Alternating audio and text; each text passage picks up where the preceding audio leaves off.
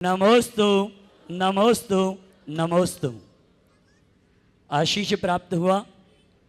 साथ ही शंका समाधान के इस कार्यक्रम को प्रारंभ करने के निवेदन पूज्य श्री से करूं, उसके पूर्व हमारे बीच पारस चैनल के डायरेक्टर श्रीमान श्री प्रकाश जी मोदी विराजमान हैं, जो कि सम्यक दर्शन का एक अंग प्रभावना अंग का भरपूर निर्वहन कर रहे हैं और पूज्य श्री का भरपूर आशीर्वाद हमेशा पाते रहते हैं। हमारे बीच हैं, उनको मैं सादर आमंत्रित करता हूं, वो आएँ और पूज्य श्री के चरणों में नमन करते हुए आशीष ग्रहण करें। और मैं इनके सम्मान के लिए सादर आमंत्रित करता हूं धर्म प्रभावना समिति से परमादरणीय अशोक जी डोसी, साथ ही जो हमारी जैन नगर जैन कॉलोनी के पदाधिकारी हैं, मंदिर ट्रस्ट के अध्यक्ष हैं, वो भी आएँ और साथ ही गुणायतन के ट्रस्टी मनोज जी वाकलीवाल भी आएँ, वो आएँ और इनका सम्मान करें। साथ ही आप लोग जोरदार जोरदार करतल ध्वनि के साथ इनके पुण्य की अनुमोदना करें। साथ ही कैलाश जी लोहाड़िया जी आ जाएं। मंदिर के समस्त पदाधिकारी यहाँ पर उपस्थित हों। आइए, श्री रामनगर से अनिल जी जेएमबी हमारे बीच हैं, वो भी आए। और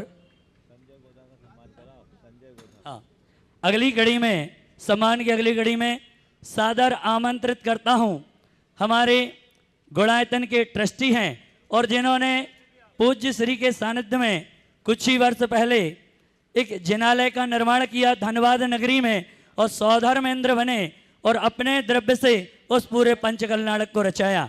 ऐसे संजय जी गोधा जो हमारे बीच हैं, मैं उन्हें सादर आमंत्रित करता हूं, वो आए पूज्य श्री के चरणों में नमन करते हुए आशीर्वाद प्राप्त करें।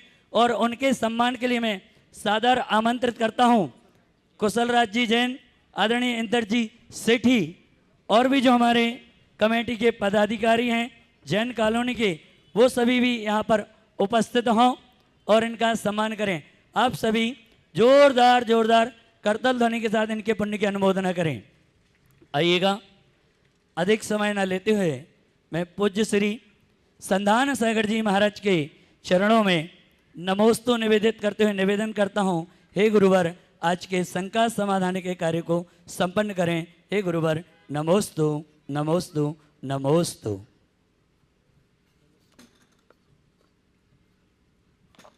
चलते हैं गुरु चरणों में।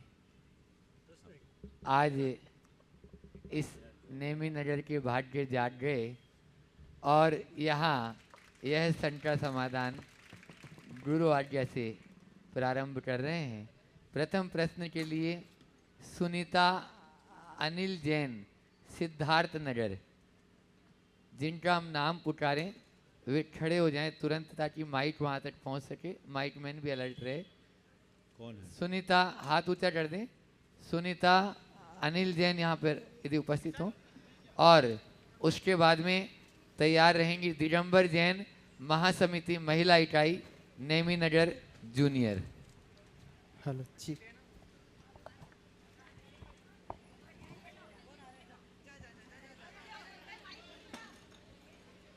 आप जहाँ हैं वहीं से अपना प्रश्न कर लें। नमस्ते गुरुदेव। हाँ महाराज जी, लॉ ऑफ अट्रैक्शन और मैनिफेस्टेशन क्या है और इसको हमको आध्यात्मिक स्तर पर कैसे जोड़ना है इससे? देखिए, लॉ ऑफ अट्रैक्शन का या मैनिफेस्टेशन का जो सिद्धांत है, ये हमारा पुरातन सिद्धांत है। लॉ ऑफ अट्रैक्शंस वाले ये कहते हैं थॉट बिकम्स थिंग्स। हमारा धर्म कहता है, हमारी संस्कृति कहती है, हमारी परंपरा कहती है, यद भाव्यते तद भवते। हम जैसी भावना भाते हैं वैसा होता है। अंतर कुछ नहीं, अंतर केवल भाषा का है। पर आप लोग हैं, आप लोगों को हिंदी कम समझ में आती, अंग्रेजी में ज़्यादा समझ लेते हैं। बस मैं आप सबसे कहता हूँ, आप हिंदी में समझना सीख जाएं तो सारी झंझट ही ख़त्म हो जाए। और जहाँ उलझन आती वहाँ कहना पड़ता हिंदी में समझाएं क्या, है ना। तो हम लोग हिंदी में समझना शुरू करें। ये हमारी मूलभूत संस्कृति, ये भावना योग हमारा भावना योग हमें ये बताता है कि हम जैसी भावनाएं भाते हैं हमारा समग्र जीवन वैसा होता है। तो हम जैसा होना चाहते हैं, जो हम पाना चाहते हैं, हम प्रतिपल केवल उसकी धुन लगाएं, उसी के बारे में देखें, उसी के बारे में सुने, उसी के बारे में सोचें, उसी के बारे में बोलें और केवल उसी को महसूस करने का प्रयास करें। यदि ये सब चीज़ें हमने कर लिया तो सब चीज़ें अपने आप घटित हो जाएगी। तो मैं तो आप लोगों से कहूँगा केवल आप भावना योग करना शुरू कर दीजिए, सब बातें आप घटित हो जाएगी। नमस्ते। नेमीनगर जूनियर महिला मंडल एक प्रश्न करेंगे और उसके बाद में तैयार रहेंगी श्रीमती किरण जी बड़ियात्या, जैन कॉलोनी, इंदौर। नमोस्तु गुरुदेव, नमोस्तु गुरुदेव, नमोस्तु गुरुदेव। धार्मिक और सामाजिक आयोजनों में वर्तमान में नारी शक्ति की भागीदारी बढ़ती जा रही है।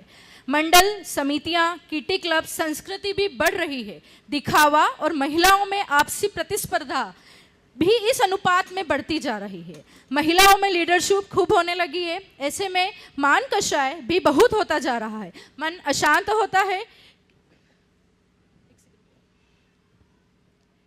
क्या किया जाए कि वर्तमान के साथ संतुष्टिपूर्वक समायोजन संभव हो और हम प्रतिस्पर्धा की दौड़ में न बने और धार्मिक सामाजिक आयोजन में हम शांत भाव से सहभागिता कर सकें। देखिए, सब सहज स्वाभाविक।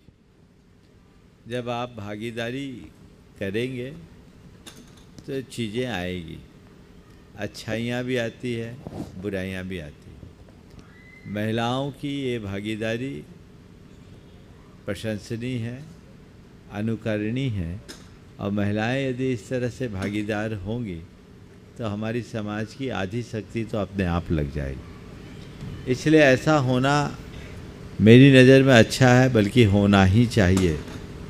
लेकिन जो बातें आपने कही कि इसके साथ प्रतिस्पर्धा, आपस में ईर्ष्या, द्वेष की भावनाएं, ये जो उत्पन्न हो रही, इनसे हम बचें ताकि हतोत्साहित ना हो सके और अपनी सारी शक्ति को रचनात्मक दिशा दे सके।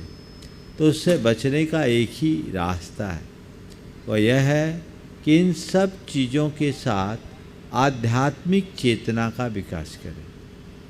हम धार्मिक सामाजिक क्रियाओं में कितनी भी भागीदारी क्यों न करें, जब तक हमारे अंतर में आध्यात्मिक चेतना विकसित नहीं होती तब तक न हम सच्चे अर्थों में धर्म कर पाते हैं, न ही समाज सेवा। अगर आपके अंदर आध्यात्मिकता आएगी तो ये दुर्बलता आएगी नहीं, क्योंकि तब आपके सामने एक ही बात समझ में आ जाएगी कि मैं कौन हूँ, मैं क्या कर रहा हूँ, मुझे क्या करना चाहिए। कर्तृत्व का अहंकार तभी तक आता है जब तक हम केवल ऊपरी दृष्टि से काम करते हैं। जब आध्यात्मिकता आत्मसात हो जाती है तो कर्तृत्व छूट जाता है, कर्तव्य की भावना अंदर से हिलोर मारना शुरू कर देती है, और जहाँ कर्तव्य भावना है सच्चे अर्थों में वही धर्म है, वही सेवा है, और ऐसी जगह में इस तरह की बुराइयाँ रंच मात्र हावी नहीं होती। तो अध्यात्म को आत्मसात कीजिए, उससे आत्मा अनात्मा का भेद ज्ञान होगा, और भेद विज्ञान होने के परिणाम स्वरूप हर पल लगेगा कि किस वजह से कर्म बंधते हैं, कैसे बंधते हैं। ये आपके जीवन में अतिरिक्त सावधानी प्रकट करेगा, जो जीवन को बेहतर बनाने का आधार भी बनेगा। नमोस्तु गुरुदेव, नमोस्तु गुरुदेव, नमोस्तु गुरुदेव। श्रीमती किरण जी बड़ियात्या, जैन कॉलोनी, इंदौर, वे अपना प्रश्न रख रहे हैं और उसके बाद में तैयार रहेंगी। हेलो, या पहले पुरुष वर्ग में भी ले लें। यहाँ की एक गुमास्ता नगर कमेटी, गुमास्ता नगर से संपूर्ण कमेटी एक प्रश्न करेगी।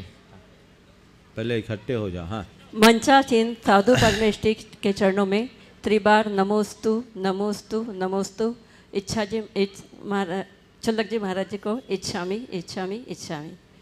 महाराज जी, मेरा प्रश्न ये है कि जब हम किसी यात्रा पे जाते हैं तो मील का पत्थर हमें ये पता कराता है कि हमारी मंजिल कितनी दूर है। क्या कोई ऐसा पैमाना है कि ये हमें पता लग सके कि हमारा मोक्ष मार्ग कितनी दूर है। नमोस्तु महाराज। देखिए, बहुत अच्छा सवाल है।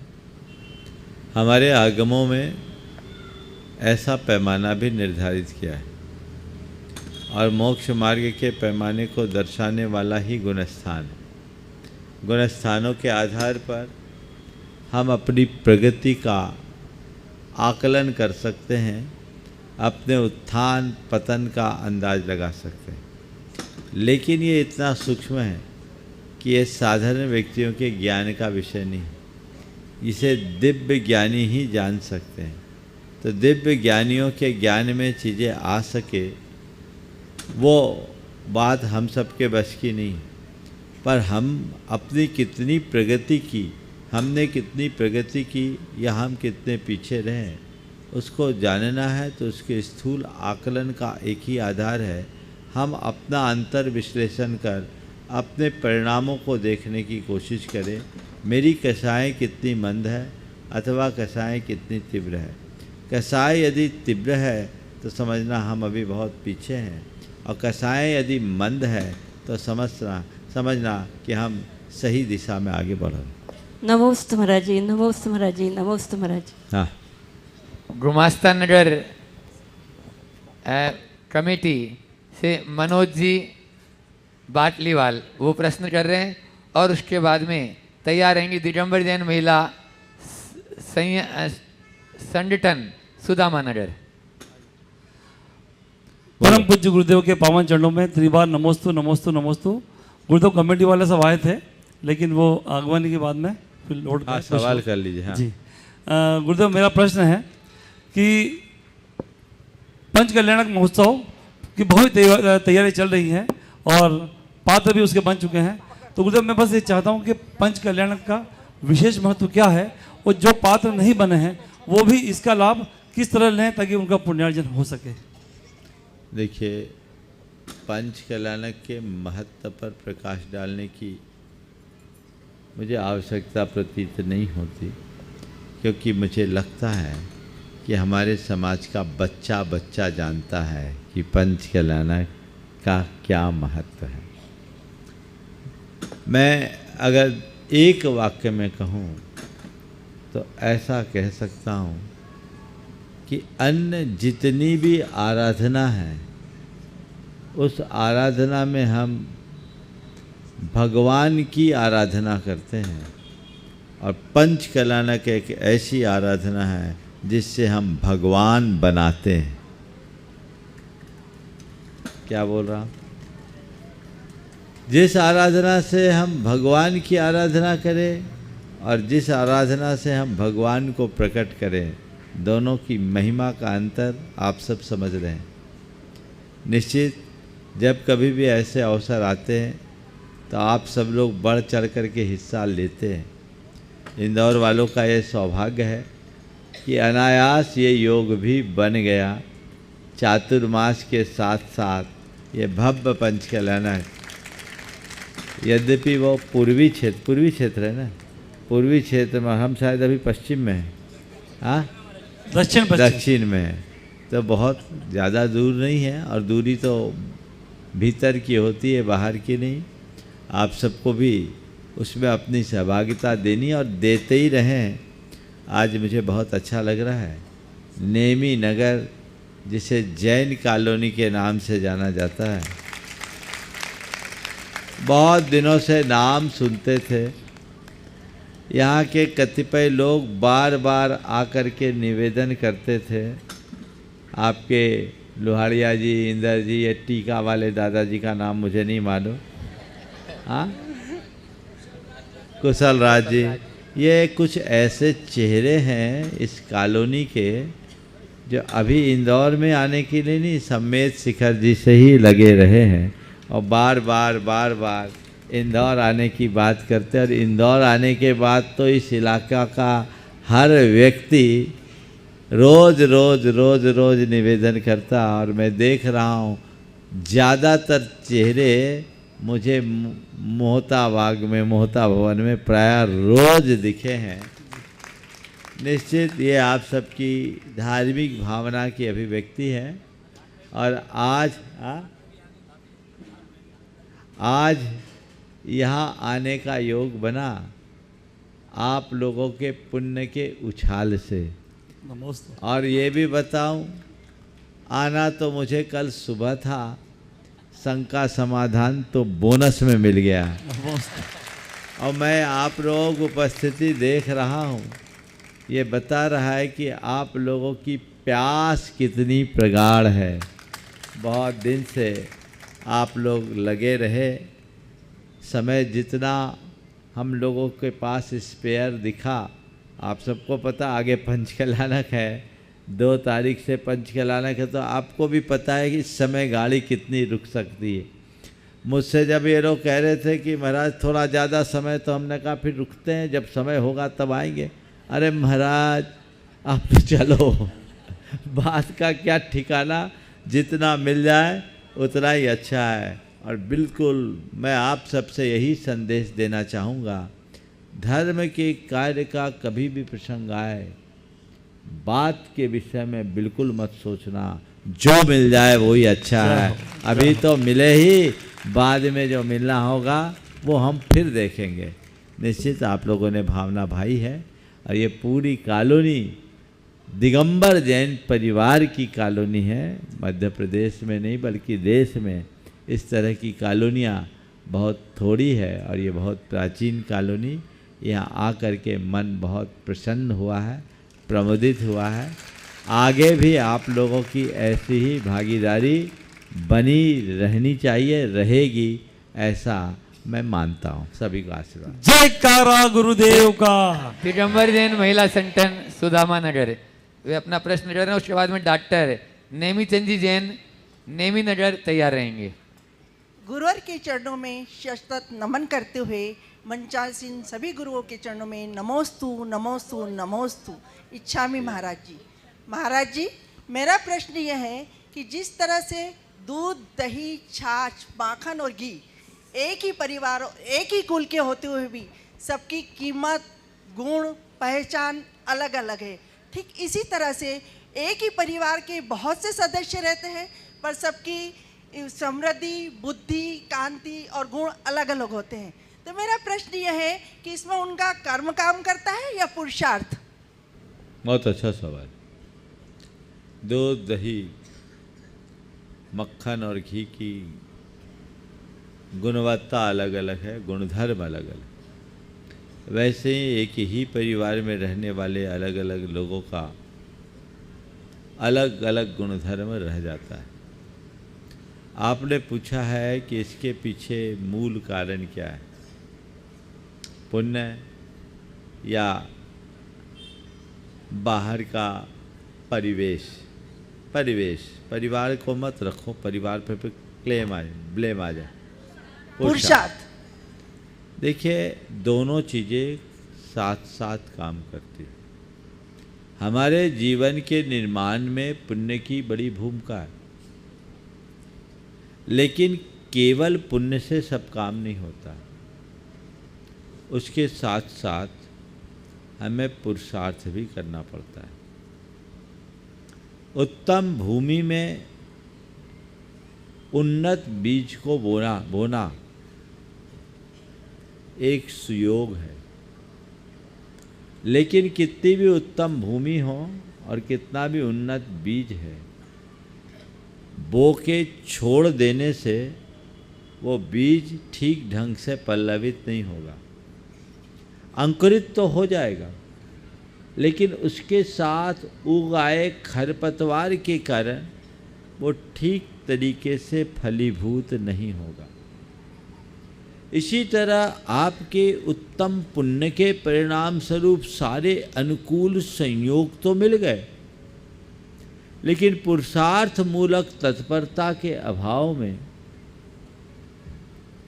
अनेक प्रकार की बुराइयों की खरपतवार ऐसी उगेगी जो आपके व्यक्तित्व रूप फसल को निखरने नहीं देगी। तो अपने महाव्यक्तित्व रूप फसल में पूर्ण निखार आए, यदि ऐसा चाहते हैं तो योग से मिली उत्तम भूमि, उत्तम बीज के साथ साथ उत्तम पुरुषार्थ भी जारी रखें, ताकि बुराइयों से बचा जा सके। महाराज जी नमोस्तु, महाराज जी नमोस्तु। डॉक्टर नेमीचंद जी जैन, नेमी नगर, हाँ अगला। वे अपना प्रश्न कर रहे हैं और उसके बाद में यहाँ की पूरी कमेटी, नेमी नगर जो कॉलोनी है वो उसकी पूरी कमेटी तैयार रहेगी कैलाश चंद जी लोहाड़िया के नेतृत्व में। अज्ञान तिमिरांधस ज्ञान प्रश्न कर लें सीधा सीधा। महाराज जी, जब कोरोना काल था तब आपने जो भावना योग हमें प्रदत्त किया उससे बहुत से मरीजों का दुख दूर हुआ है। मैं उसी भावना से आगे भी इसको चला रहा हूँ। मेरे पास बहुत से रोगी आते हैं जिसमें मानसिक रोगी बहुत होते हैं, उनको मैं भावना योग के माध्यम से उनको देता हूँ तो उनको बहुत फ़ायदा हो रहा है। लेकिन मेरे में एक द्वंद्व है कि आत्मा और मन में क्या अंतर है, उनके क्या लक्षण हो सकते हैं और इस भावना योग को कहाँ केंद्रित किया जाए। बहुत अच्छी बात है। एक चिकित्सक होने के साथ साथ, खड़े रहें आप अगर खड़े रह सके 2 मिनट तो। हाँ, एक चिकित्सक होने के साथ साथ आपने भावना योग का जो ये प्रयोग किया है, ये आपके संवेदनशील मानसिकता का एक उत्कृष्ट उदाहरण है। और ये बात बिल्कुल सही है कि जो भी लोग नियमित भावना योग कर रहे हैं उनके जीवन पर उसका बहुत सकारात्मक परिणाम आ रहा है, दिख रहा है। बहुत सारे चिकित्सक भी ऐसा करा रहे हैं, आप कराते रहिए। जहाँ तक मन और आत्मा का संबंध है, आत्मा हमारे अंदर की चेतना है और मन हमारी चेतना की वह परिणति जिसके आधार पर हम सोच विचार करते हैं। भावना योग के बल पर हम अपने मन को मोड़ सकते हैं। हालांकि आज जो हम भावना योग करते हैं वो मन से लेकर अंतः चेतना के स्तर तक जाता है। हम जो भी बातें बार बार दोहराते हैं, दोहराया जाता है मन से, पर मन से जो बातें दोहराई जाती है उसका असर पड़ता है हमारे चित्त यानी चेतना पर। और चेतना पर जब उसका प्रभाव पड़ता है तो उससे हमारे संस्कार बदलते हैं और वही बदले हुए संस्कार हमारे जीवन की धारा को परिवर्तित कर देते हैं। तो हम अपने संस्कारों को परिवर्तित कर सकते हैं भावना योग के बल पर। जब हम भावना योग के अंतिम चरण में अपने शुद्ध आत्म स्वरूप के बारे में विचार करते हैं, मैं स्वस्थ आत्मा हूँ, मैं शुद्ध आत्मा हूँ, मैं सहज आत्मा हूँ, मैं शांत आत्मा हूँ, मैं शांतो हम सो हम आदि की बातों को जब बार बार हम दोहराते हैं तो उससे हमारी भावधारा बदलती है और हमें हर पल इस बात का आभास होने लगता है। हालांकि वो मानसिक आभास है कि मैं एक आत्मा हूँ और मैं एक आत्मा हूँ, अनात्मा नहीं। जड़ पदार्थों से मेरा कोई संबंध नहीं, मेरा कोई संपर्क नहीं, वे मेरे स्वभाव नहीं हैं। उनके साथ संपर्क बनाना मेरे मोह का विस्तार है। ये सब परिणाम जब मन में आने लगते हैं तो हमारे अंदर का अभिमान गलने लगता है, हमारे भीतर की आसक्ति टूटने लगती है। अभिमान और आसक्ति के गलने से ही हमारे जीवन में सहजता और सकारात्मकता आती है जो हमें हर पल आनंद से भरता है और हमारी चेतना का आध्यात्मिक विकास करने में मददगार बनता है। ओम। नेमी नगर की पूरी उत्साही कमेटी यहाँ पर उपस्थित है। एक बार जोरदार ताली बजा दीजिए। आज बहुत ही भव्य आगवानी में इन लोगों ने बहुत मेहनत की है। और उसके बाद में तैयार रहेंगी आपके यहाँ पर चातुर्मास हुआ और चातुर्मास में त्रय मुनिराज जी के वैयाव्रती में जो हमेशा अग्रणी रही ऐसी मृदुला दीदी तैयार रहेगी। मंजुला दीदी, बाल ब्रह्मचारी मंजुला दीदी तैयार रहेगी। बोले। Hello hello. समस्त मुनि संघ के चरणों में समस्त निम्नगर वासियों का शत अभिनंदन। नमोस्तु नमोस्तु नमोस्तु। आज पूज्य गुरुवर प्रमाण सागर जी महाराज सत्संग के निम्नगर में चरण स्थापन से निम्नगर वासी अत्यंत हर्ष उत्साहित प्रभुत हैं। गुरुदेव, हम सब जो सामाजिक कार्य करते हैं, धार्मिक कार्य करते हैं, पदों पर रहते हैं, साधारणतः ऐसा होता है कि उनमें मत भिन्नता, मन भिन्नता भी हो जाती है। हम ऐसा क्या करें कि हमारा ये निम्नगर समाज पूरे भारतवर्ष में एक आदर्श समाज के रूप में जाना जाए और हम सब में, पूरे समाज में, सबके मन में कोई विकार ना हो और एक साथ मिल करके समाज की और धर्म की सेवा कर सकें। एक और बात मुझे कहना चाहता हूँ चरणों में कि गुरुवार आपका 3 दिन का स्थानापन्न नेमिनगर में हुआ है, तो मैं चाहता हूँ कि एक दिन इस नेमिनगर में भावना आयोग के लिए भी आप स्थापित करें, मेरा निवेदन है। बहुत सुंदर। देखिए, नेमिनगर की समाज एकजुट है ऐसा मुझे दिख रहा है, और मेरा विश्वास है कि जैसा मुझे दिख रहा है अंदर भी वैसा ही होगा और ऐसा ही होना चाहिए। स्वाभाविक है, अनेक प्रकार के सामाजिक कार्य होते हैं, कार्यकर्ता होते हैं, तो आपस में थोड़े बहुत विचार भेद तो होते हैं, और विचार भेद तो बाप बेटे में भी हो जाता है, पर मतभेद होना अलग बात है, मनभेद होना अलग बात है। मतभेद को मनभेद होने से बचाएं। और एक सलाह देना चाहूँगा कि आप चाहते हैं कि समाज में एका बना रहे, तो मेरी एक सलाह है कि समाज में इलेक्शन बंद कर दो, इलेक्शन की जगह सिलेक्शन की प्रक्रिया अपना लो। अगर आपके यहाँ क्या व्यवस्था मुझे नहीं मालूम। इस वर्ष तो जो हमारी कमेटी है उसमें इलेक्शन नहीं हुआ है। बहुत सुंदर। मैं जो बोल रहा हूँ सुन लो, जो भी प्रक्रिया है सुनो तो मैं क्या बोलना चाह रहा हूँ। आपको ही नहीं, आपके माध्यम से मैं पूरे देश की समाज को एक संदेश देना चाहता हूँ, यद्यपि मैंने पहले भी दिया है। मेरा मानना है, मानना क्या अनुभव है, कि जहाँ कहीं भी चुनाव होता है, कोई भी जीते समाज हार जाती। जब चुनाव होता है तो चुनाव में पक्ष विपक्ष होते हैं, और फिर कई जगह तो 7 पुस्तों की बातें निकाल दी जाती है। और आजकल तो व्हाट्सएप युद्ध इतना हावी होता है कि लोग किसी स्तर पर भी चले जाते हैं। ये अनावश्यक समाज के वातावरण को बिगाड़ता है। महाराज जी, फिर डेमोक्रेसी कैसे रहेगी? जो बैठ गए वही बैठे रहेंगे, नए लोगों को मौका कैसे मिलेगा? मैं आपके माध्यम से पूरे देश की जनता को कुछ सुझाव देता हूँ। उसमें यदि ये प्रक्रिया अपना ली जाए तो बहुत अच्छी परंपरा बन सकती है। जहाँ भी समाज है, चुनाव न हो, मनोनयन हो, और मनोनयन की प्रक्रिया विशुद्धतया लोकतांत्रिक हो। जैसे मान लीजिए आपके यहाँ 300 परिवार है, 300 है ना, जितने भी हो, 300 परिवारों की लिस्ट प्रत्येक मतदाता को दी जाए, और उसमें भी हर घर के एक मुखिया को ये अवसर दिया जाए, सबको नहीं, जो मुखिया है, और उनको वो 300 लोगों की सूची पकड़ा दी जाए, और उनसे कहा जाए कि आप अपने पसंद के किसी एक व्यक्ति को चिन्हित करें, जिसको सबसे ज़्यादा लोग पसंद करें उसे समाज का मुखिया बना दिया जाए, और उसको अधिकार दे दिया जाए कि आप हमारी एक कार्यकारिणी का गठन कर लो। हो गया काम। इसके बाद नए लोगों को भी चांस हो तो उसमें एक प्रक्रिया ये बना दे कि कोई भी व्यक्ति लगातार 2 कार्यकाल से ज़्यादा न करे, चेंज हो जाएगा। अगर 2 कार्यकाल वाले व्यक्ति को, तो उसको तो लिस्ट से ही नाम गोल हो जाएगा, उसको टिक लगाने की व्यवस्था ही नहीं होगी, वो एलिजिबल ही न रहे। ये प्रक्रिया बनाई जा सकती है।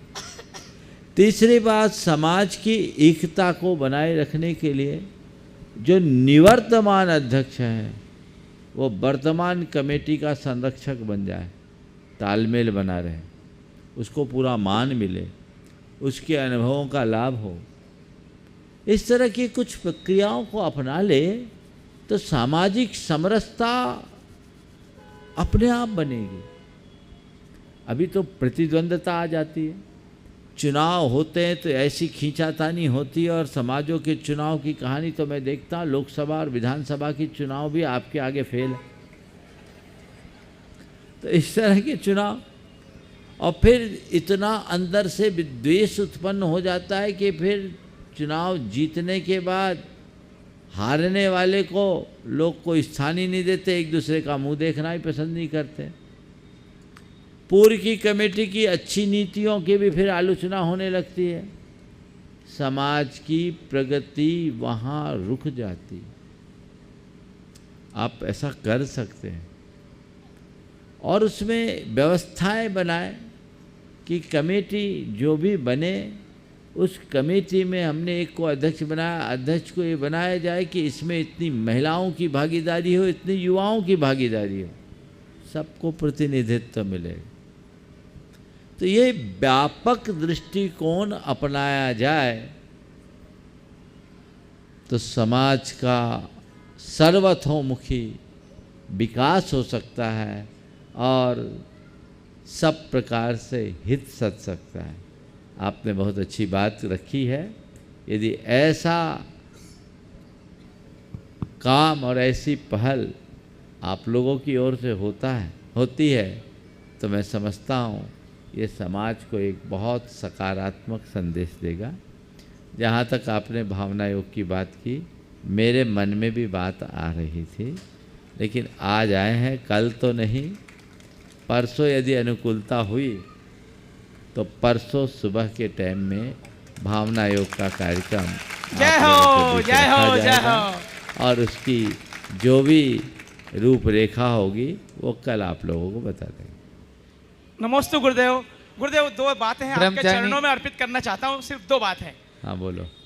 हम आपने जो अभी हमें दिशा निर्देश दिया है, हम यथासंभव इसका पालन करने की पूरी कोशिश करेंगे और हम इसमें सक्सेस हो जाएं, ऐसा आप आशीर्वाद हमें दे दीजिए। बहुत आराम से हो जाएंगे। समाज के प्रमुख जन आके बैठ जाओ, अपने बायोलॉजी में इसको बना लो, 100% सक्सेस हो। अब दो बात जो मैं आपको संपर्क करना चाहता हूँ गुरुदेव, कि इस नेमीनगर जैन कॉलोनी में बहुत सारे संगठन हैं जो सामाजिक कार्य करते रहते हैं। उसमें कुछ प्रमुख रूप से जैसे नेमी युवा मंच है, ये उसके अध्यक्ष हैं। हमारे यहाँ एक औषधालय चलता है गुरुदेव, निःशुल्क औषधालय चलता है, शांतिनाथ पारमार्थिक औषधालय। वहाँ पे निःशुल्क सब लोगों का इलाज होता है।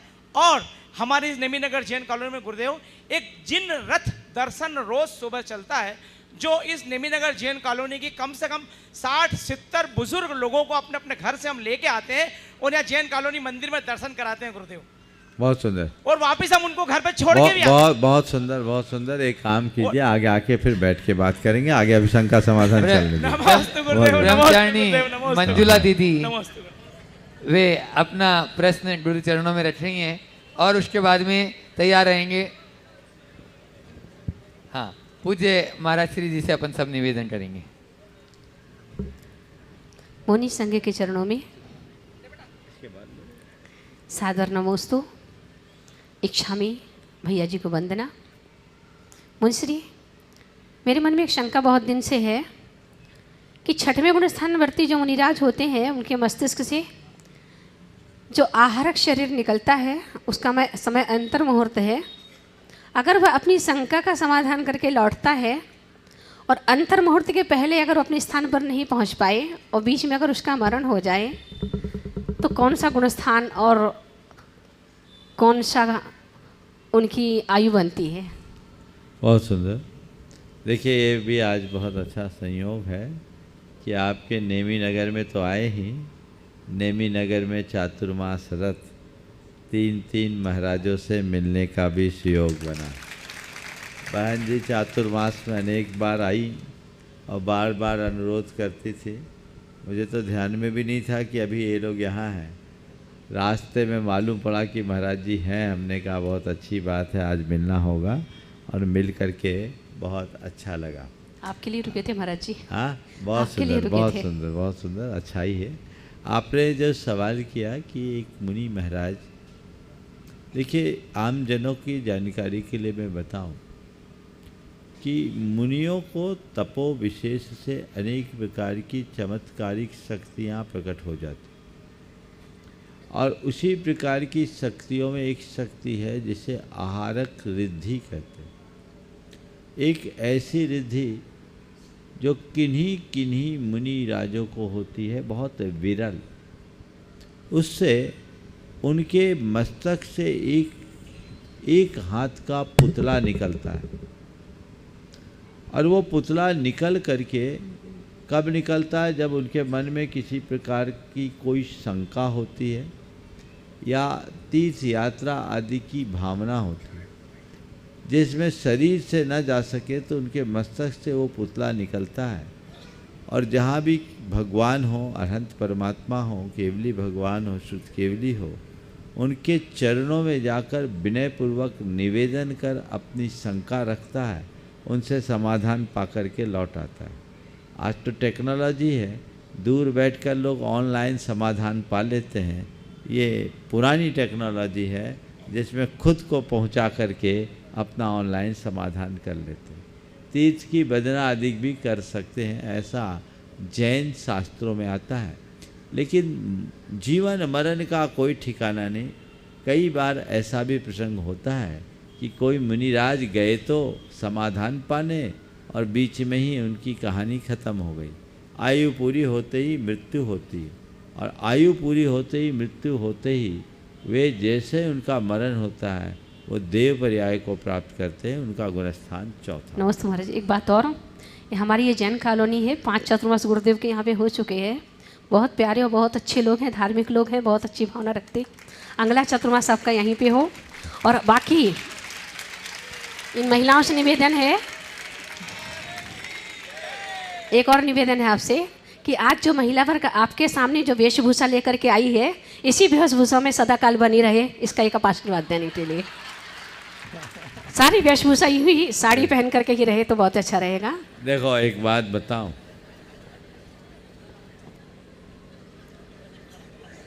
क्या पहने क्या न पहने ये आपका चुनाव है। लेकिन एक वाक्य जरूर कहूँगा, कोई स्त्री जब भारतीय परिधान पहनकर आती है तो उसमें माँ, बहन अथवा देवी का रूप झलकता है।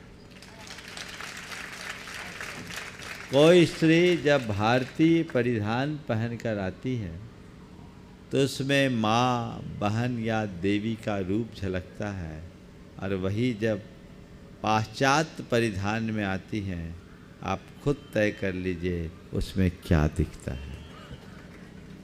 स्त्री में मातृत्व दिखे, भगिनित्व दिखे, देवित्व दिखे तो स्त्री का गौरव है, और स्त्री में केवल स्त्रीत्व दिखे तो समझ लो वह एक भोग की वस्तु बन गई। उनका गौरव वहीं खंडित होता है। इसलिए हमें अंधानुकरण से बचना चाहिए, और कम से कम धार्मिक कार्यक्रमों में तो अपनी मौलिक पहचान बनाकर रखना चाहिए। यहाँ भी टॉप्स और जीन्स पहन के आओगे तो भगवान के आगे क्या पाओगे।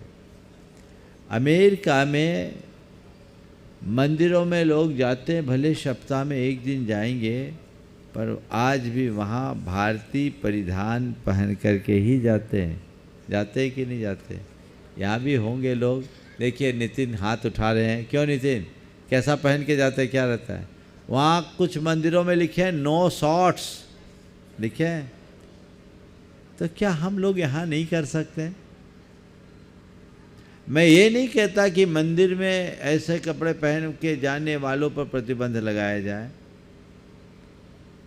मैं ये ज़रूर कहता हूँ कि आप मंदिर जाओ तो अपनी पहचान बना करके जाओ ताकि पवित्रता बने। कई जगह ऐसा होता है कि ड्रेस कोड के चक्कर में फिर नई जनरेशन मंदिर ही जाना छोड़ दे। नहीं, मंदिर जाना मत छोड़िए, लेकिन ये भी कीजिए। और यदि आप अच्छे भाव से मंदिर जाने के निमित्त से घर में ड्रेस बदल रहे हैं ना, कि मुझे मंदिर जाना है और मंदिर जाना है तो मुझे इस तरह के परिधान पहन कर जाना है, तो समझ लो जिस समय से आपने कपड़े बदलना शुरू किया उसी क्षण से आपकी पूजा शुरू हो गई। दृष्टिकोण को व्यापक बनाइए, आलस छोड़िए।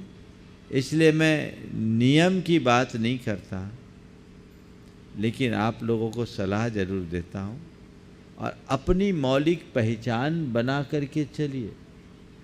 पाश्चात्य सोचने, हमारी भाषा, हमारी भूषा, हमारी भावना और हमारी भैषज पद्धति को पूरी तरह भोजन को बिगाड़ दिया, भाषा को बिगाड़ दिया, भूषा को बिगाड़ दिया, भावना को बिगाड़ दिया, औषधि को बिगाड़, भेषज यानी औषधि को बिगाड़ दिया, सब कुछ बिगाड़ दिया, उसे बदले।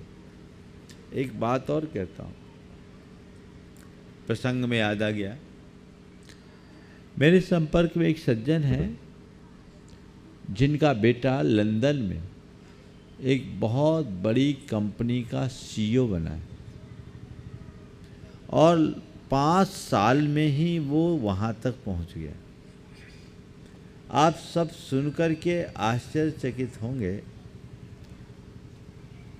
कि ऐसा वो कैसे किया। तो उस कंपनी के मालिक ने उससे कहा कि मैं तुमसे बहुत प्रभावित हूँ क्योंकि तुम में मुझे भारत के दर्शन होते हैं।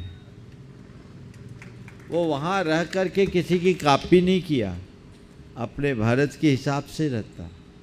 बोले मैं तुमसे इसलिए प्रभावित हूँ क्योंकि तुम में मुझे भारत के दर्शन होते। वो रहने वाला ब्रिटिश था, भारतीय नहीं, लेकिन तुम में भारत के दर्शन दिखते होते हैं। बाकी लोग तो सब हम लोगों की कॉपी करते, अनुकरण करते हैं। तुमको हम देखते तो लगता है तुम पक्के हो, और इसी बात को देखकर हमने तुम्हें यहाँ बिठाया कि जो पक्का होता है वही आगे बढ़ पाता है। तो मैं तुम्हें इसलिए पसंद करता हूँ कि तुम में हमें भारत के दर्शन होते हैं। वो शुद्ध शाकाहारी, सात्विकता के साथ जीने वाला और भारतीय संस्कृति को अपना आदर्श बना करके चलने वाला व्यक्ति यहाँ तक पहुँच गया। क्या हम लोग ऐसा नहीं कर सकते? हम क्यों अंधानुकरण करते हैं? ये हमें तय करना चाहिए। ये संदेश मैं केवल आप लोगों के लिए नहीं, पूरे देश में जितने लोग इस कार्यक्रम को सुन रहे हैं उनके विचारार्थ दे रहा हूँ। और दोनों हाथ जोड़ लें। आप लोगों के यहाँ पूज्य मोहन सागर जी, पूज्य मुनि सागर जी, पूज्य मुक्ति सागर जी, ऐसे तीन आप लोगों को त्रय मकारों से बहुत दूर दूर तक ले जाने वाले तीनों महाराज यहाँ पर चातुर्मास बहुत अच्छे से किए। उनमें मुनि सागर जी महाराज से मैं निवेदन करूँगा कि वे, उनकी तो कोई संख्या नहीं है, लेकिन उनकी संख्या के माध्यम से अपन सब ज्ञान की गंगा में जरूर अवगाहन करेंगे। ऐसी भावना के साथ में मुनि सागर जी महाराज के चरणों में बारंबार नमोस्तु निवेदित करते हुए निवेदन।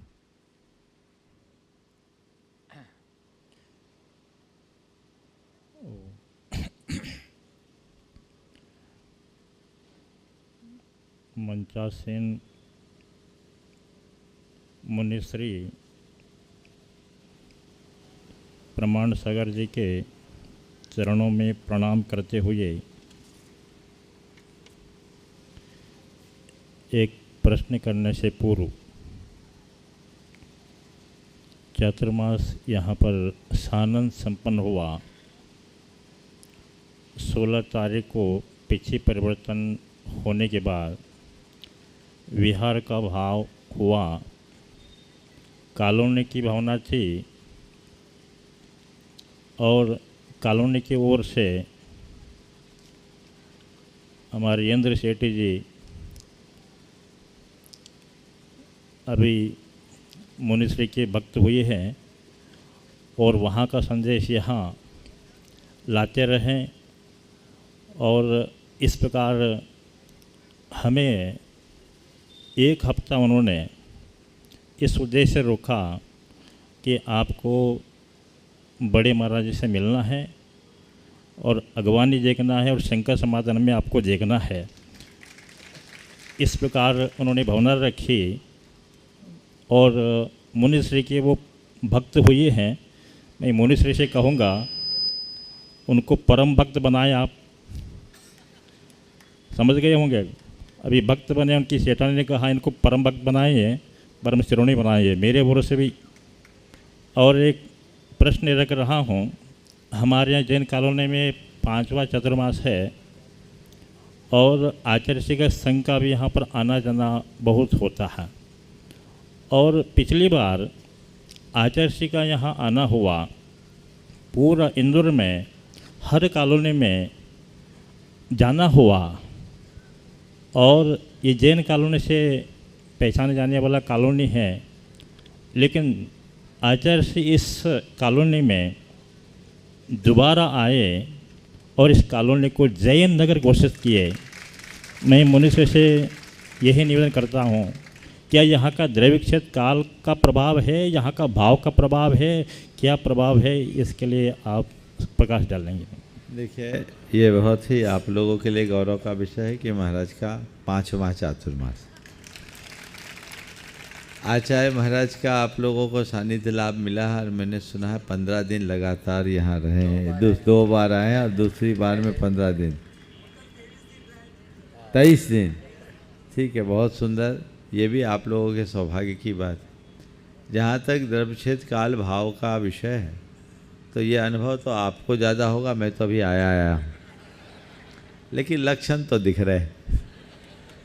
वह तो हांडी को नहीं देखा जाता, एक ही चावल देखा जाता है।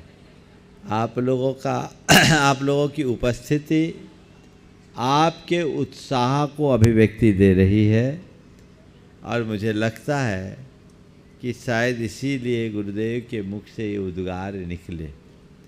और उन्होंने, जैसा महाराज जी ने बताया, कि इस कॉलोनी को जैन नगर नाम दिया। निश्चित जहाँ जैन बसे उसका नाम जैन नगर है। मैं भावना भाता हूँ कि आपके जैनत्व की प्रतिष्ठा बढ़े, जिससे इस नगर का भी गौरव बढ़े और आप सब अपने जीवन को बेहतर बना सकें। धर्म प्रभावना समिति के अध्यक्ष अशोक जी दोषी यहाँ पर अपना प्रश्न कर रहे हैं, और उसके बाद में तैयार रहेंगी सुदामा नगर की पूरी कमेटी।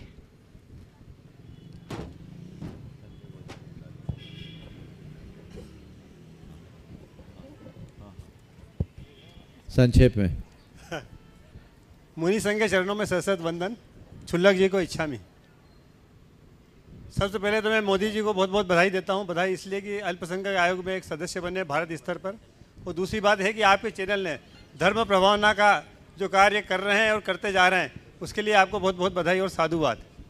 महाराज श्री, जैसा कि जैन कॉलोनी में आज उत्साह देखने को मिल रहा है, तो मेरा सबसे जैन कॉलोनी वालों से निवेदन है कि आगामी 2 दिसंबर से 7 दिसंबर तक जो होने वाला पंच कल्याण है, इसी तरह का उत्साहवर्धक भागीदारी आप वहाँ भी निभाएं और वहाँ सब लोग पधारें।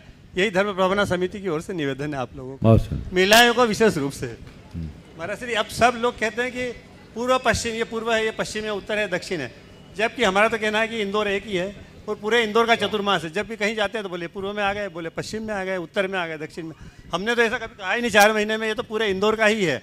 और महाराज श्री, आपकी भी भावना थी कि मेरे किसी कमेटी के अधीन में चतुर्मास नहीं करूँगा, पूरे इंदौर में चतुर्मास करूँगा। तो हमारी भावना ये है कि हम जहाँ भी जाएँ, और मोदी योगी जी ने कहा है कि अगर हम बटेंगे तो कटेंगे, लेकिन मैं कह रहा हूँ कि हम बटेंगे तो हम घटेंगे। मैं कटना शब्द हटा रहा हूँ उसमें से। अगर सब लोग इस तरह से कहते हैं तो हम बटेंगे तो हम घटेंगे महाराज श्री। तो ये मेरा समाजजनों से निवेदन है कि कहीं भी आए तो ऐसा कुछ नहीं है, पूरे इंदौर में महाराज श्री जाएंगे। कहाँ जाएंगे ये पूर्व पश्चिम उत्तर दक्षिण छोड़। नहीं, ठीक है, आपने जो कहा आपकी जगह बिल्कुल सही है। और जब तक हम मोता भवन में थे तो इंदौर में ही थे, और बीच में तो सब दिशा होती है, पूरा पश्चिम उत्तर दक्षिण सब हो जाते। लेकिन आप लोग होशियार होना है, जब एक्स्ट्रा लाभ लेना होता है तो कहीं ना कहीं तो लगाना ही पड़ता है। तो ये लगा रहे हैं, पर इससे कोई फर्क नहीं पड़ता। हम तो इतना ही कहते हैं, पूरब हो, पश्चिम हो, उत्तर हो, दक्षिण हो, दिशा भले कोई भी हो, ध्येय एक होना चाहिए, और वो ध्येय एक होगा, परिणाम जरूर आएगा। और मैं चाहता हूँ आगे किसी और को बुलाया जाए, उससे पहले आज अपने बीच पारस चैनल के डायरेक्टर प्रकाश जी मोदी उपस्थित हैं, और आज उन्होंने जो मुझे जानकारी दी कि उन्हें एक अतिरिक्त विशिष्ट दायित्व मिला है, समाज की सेवा करने के लिए भारत सरकार ने उन्हें अल्पसंख्यक आयोग का, राष्ट्रीय अल्पसंख्यक आयोग का सदस्य बनाया है, जिसमें अभी धनंजय जी गुंडे थे। हाँ, वो भी है ना, वो तो उसके अध्यक्ष थे। हाँ, सदस्य हैं, बहुत बढ़िया। उसके उसमें एक्सपर्ट पैनलिस्ट बने हैं। बहुत अच्छी बात है। एक बार आप सभी इनका जोरदार अभिनंदन करें। वो संक्षेप में अपनी बात भी रखें और सवाल भी करें। ओम 2 ही मिनट बचा, 5 मिनट वो बढ़ जाएगा आपको देख के ऐसे। हेलो, आपका चैनल है। बोले देवादिदेव 1008 श्री आदिनाथ भगवान की। और सभी लोग दोनों हाथों को अपने उठा करके प्रमाण सागर जी महाराज का जयकारा लगाएंगे। दोनों हाथों को श्रीफल बना लीजिए। बोले प्रमाण सागर जी महाराज की। शंका समाधान प्रणेता विश्व गुरु हमारे प्रमाण सागर जी महाराज की। 2 लाइन गुरुदेव के सामने पहले अपने विचारों को रखता हूं, उसके बाद गुरुदेव से प्रश्न का समाधान चाहूंगा। आचार्य गुरुवर विद्यासागर के वरद हस्त से निकला एक सितारा। आचार्य गुरुवर विद्यासागर के वरद हस्त से निकला एक सितारा, जिसने सारे जग में फैला दिया उजाला। नाम उनका आचार्य श्री ने सोच समझ करके ही रखा। जिन शासन की सभी जिज्ञासा प्रामाणिकता से बतलाते हो, इसीलिए मुनि प्रमाण सागर रखा। याद है महावीर जयंती का वो ऐतिहासिक दिन। याद है वो महावीर जयंती का ऐतिहासिक दिन, जिस दिन अपने वस्त्रों को त्यागा था। उसी दिन से भक्तों के मन में शंका का समाधान बताया था। आज आपके मुखारविंद से दुनिया जिन शासन को समझ पा रही है, पारस टीवी का सौभाग्य जो आपके इस महान कार्य को दुनिया तक पहुंचाने का मौका पा रही है।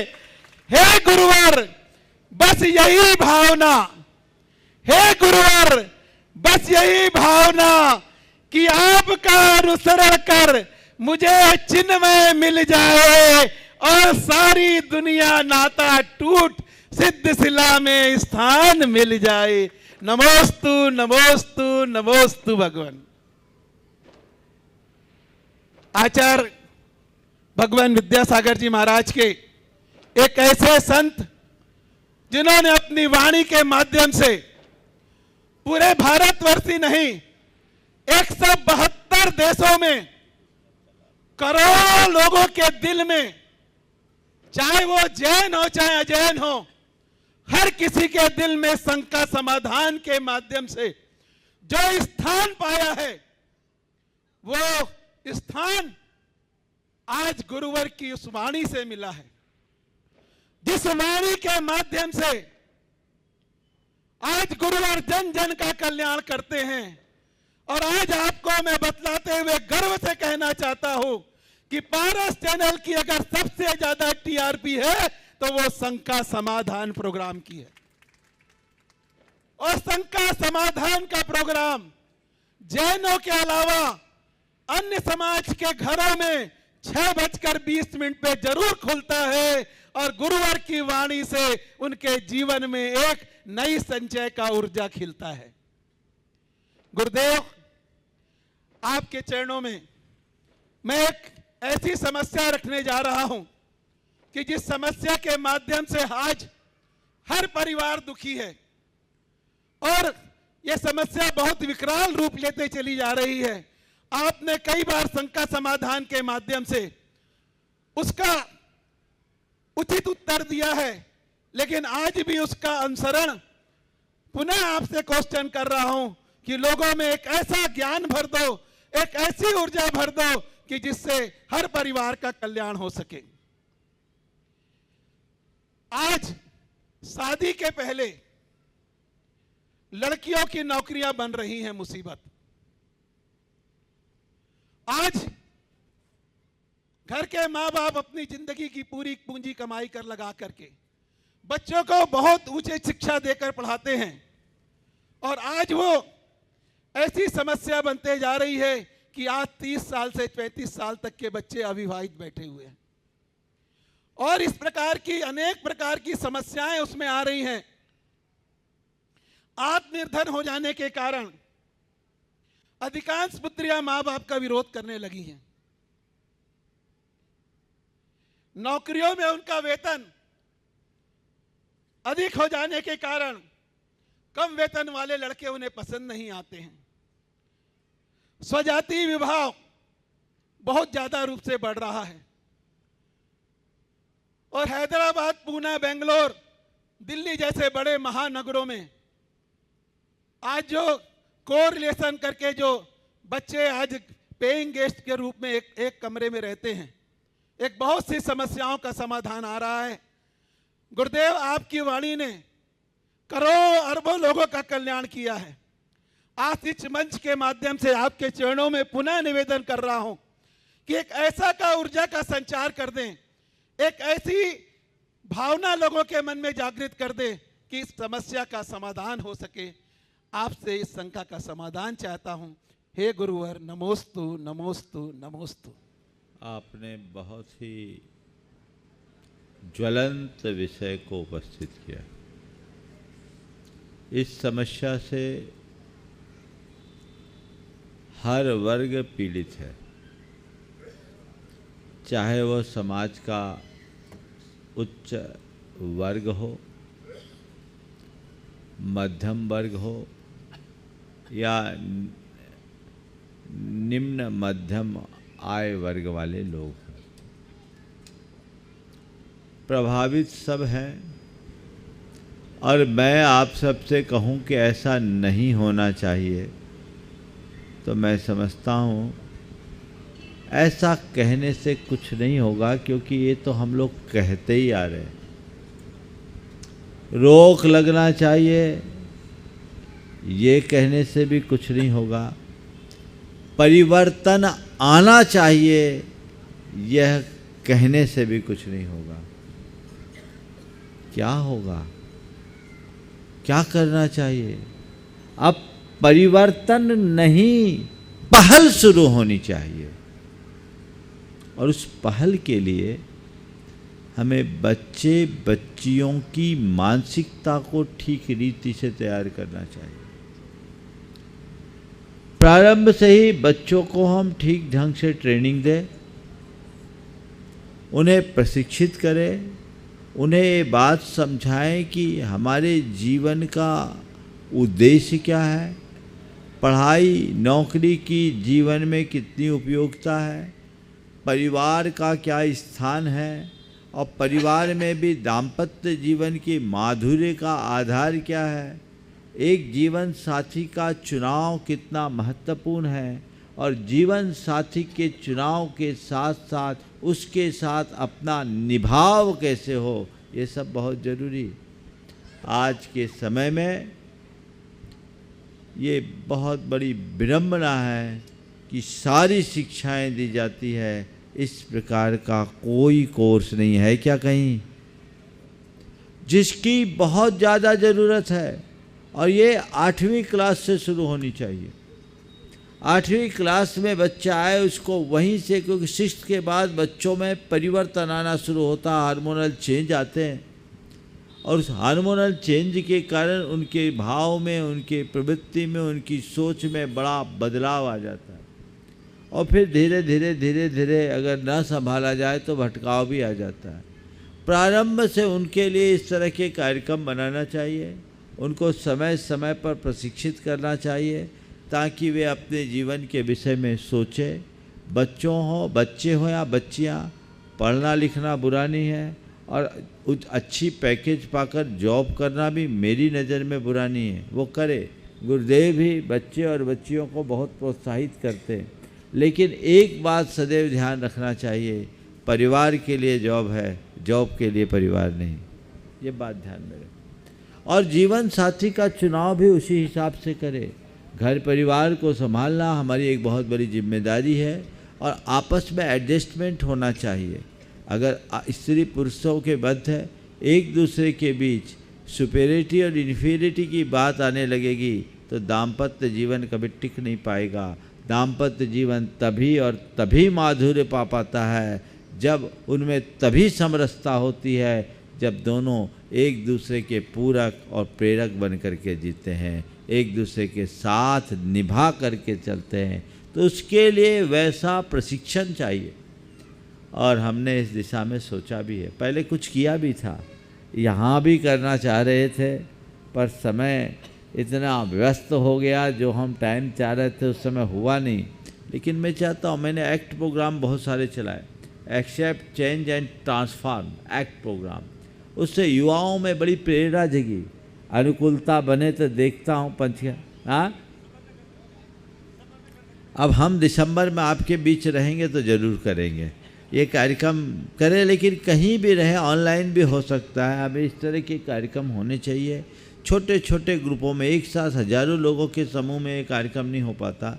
उसमें हम बच्चे और बच्चियों को एक छोटी छोटी संख्याओं में रखें और ये केवल अकेले हमारे बस की बात नहीं है, पूरे देश भर में ये अभियान चलना चाहिए, साधु संतों के माध्यम से, और घर परिवार में भी इस तरह की व्यवस्था होनी चाहिए।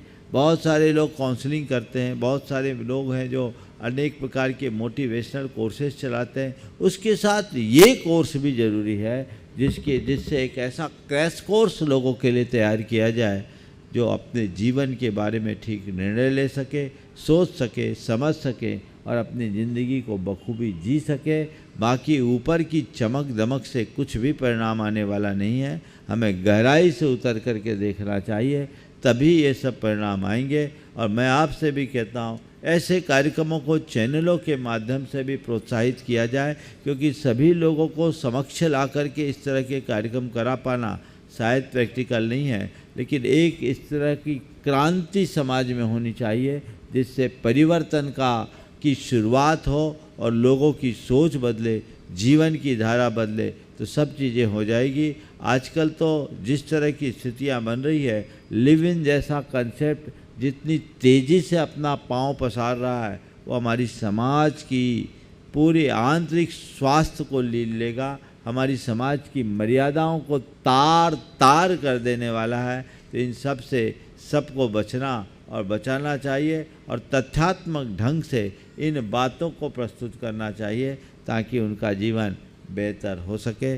समय काफ़ी हो गया है, लेकिन एक सवाल केवल संजय गोधा जो झारखंड से आए हैं, हाँ, उनका एक सवाल है जो उनकी बिटिया का सवाल है, उनको दे दे और आज के सत्र को यहीं पर पूरा किया जाए। वहाँ तक माइक जा रहा है। हाँ, जब तक हाँ, हम माइक चालू कर, मोदी जी का, जब तक वहाँ माइक दे रहे हैं। पूज्य गुरुवर, आज जो अल्पसंख्यक आयोग में मुझे एक्सपर्ट पैनल में जो सदस्य बनाया गया है, उसके लिए मैं आपसे मार्गदर्शन चाहूँगा, आपसे मिलता रहूँगा और आप जिस प्रकार का मार्गदर्शन देंगे मैं उस पर कार्य करके समाज के लिए कुछ करना चाहता हूँ। इसमें आप मुझे पूर्ण रूप से आशीर्वाद और सहयोग दें। बहुत सुंदर। प्रकाश जी से अलग से चर्चा करके बात करूँ। हाँ, नमोस्तु गुरुवर, मेरा और मेरा परिवार की तरफ से नमोस्तु। मेरी बिटिया का प्रश्न है गुरुवर, हे गुरुदेव, हमारे जैन धर्म में जिनवाणी जितनी भी होती है उनका हमारे जीवन में क्या प्रभाव पड़ता है और वो क्या इसका उपयोग है? जो जिनवाणी यानी भगवान की बानी, भगवान की बानी यानी भगवान का संदेश। हमें भगवान ने क्या बताया, यदि उन बातों को हम सुनते हैं, उन्हें आत्मसात करते हैं, तो हमारे जीवन को परिवर्तित कर देता है। इसलिए जीवन में जिनवाणी के प्रति पूर्ण श्रद्धा और आदर का भाव होना चाहिए।